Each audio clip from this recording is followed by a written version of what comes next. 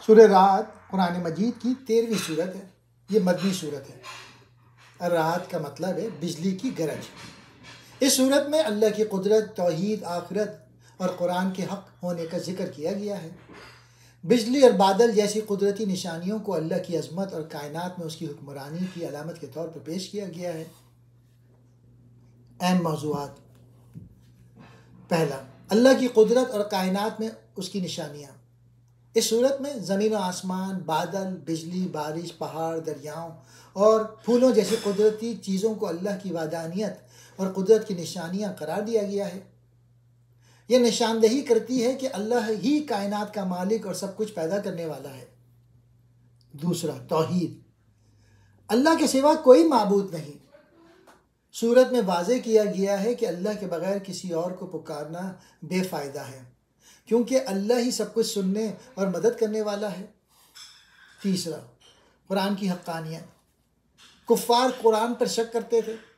اللہ نے اس صورت میں قرآن کو حق اور ہدایت کا سرچشمہ قرار دیا اور کہا کہ یہ کتاب اللہ کی طرف سے ہے جس میں کوئی شک نہیں۔ چوتھا، آخرت اور قیامت کا ذکر، آخرت پر یقین دلانے کے لیے قیامت کے دن کا ذکر کیا گیا ہے، جب ہر انسان کو اس کے اعمال کا حساب دینا ہوگا۔ نیک اعمال کرنے والوں کو جنت میں اجر ملے گا، جبکہ برے اعمال کرنے والوں کو عذاب کا سامنا کرنا پڑے گا۔ پانچواں موضوع، ایمان والوں اور نافرمانوں کا موازنہ۔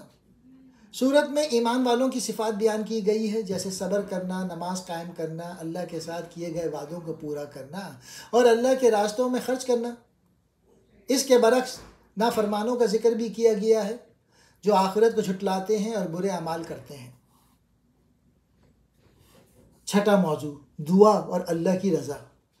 اللہ ہر پکار کو سنتا ہے، لیکن دعا کی قبولیت اللہ کی حکمت کے مطابق ہوتی ہے۔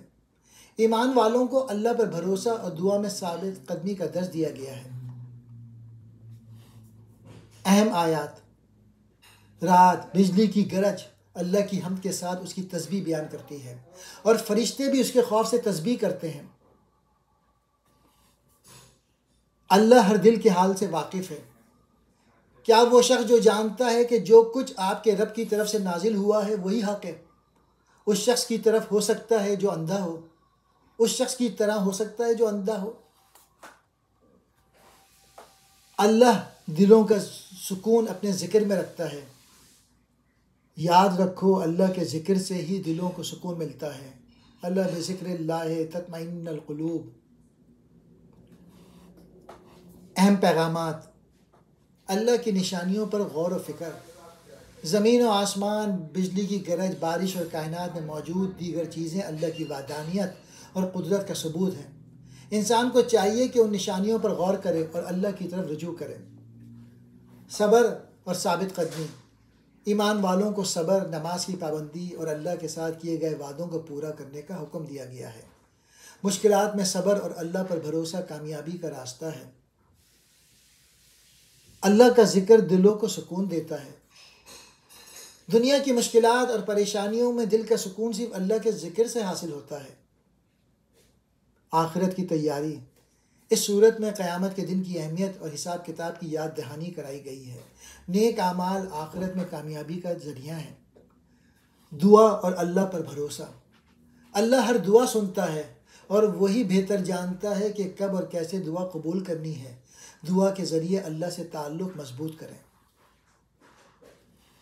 یہ صورت ہمیں توحید، اللہ کی قدرت، دعا کی اہمیت، صبر اور آخرت کی تیاری کا درس دیتی ہے۔